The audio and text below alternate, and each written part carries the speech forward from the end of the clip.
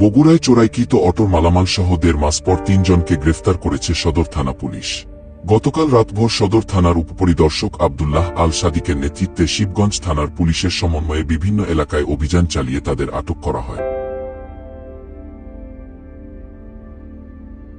গ্রেফতারকৃতদের দেখানো জায়গা থেকে চোরাইকৃত অটোর মালামাল উদ্ধার করেছে পুলিশ। আটকরা হলেন গাবতলীর সাজু ফকির, শিবগঞ্জের রায়হান হোসেন আইন এবং কুড়াহার গ্রামের মোকশাকিল হোসেন। পুলিশ জানায়, সিসিটিভি ফুটেজ বিশ্লেষণের মাধ্যমে আসামিদের শনাক্ত করা হয়। গ্রেফতারকৃতদের আদালতে পাঠানো হয়েছে এবং পলাতকদের ধরতে অভিযান অব্যাহত রয়েছে।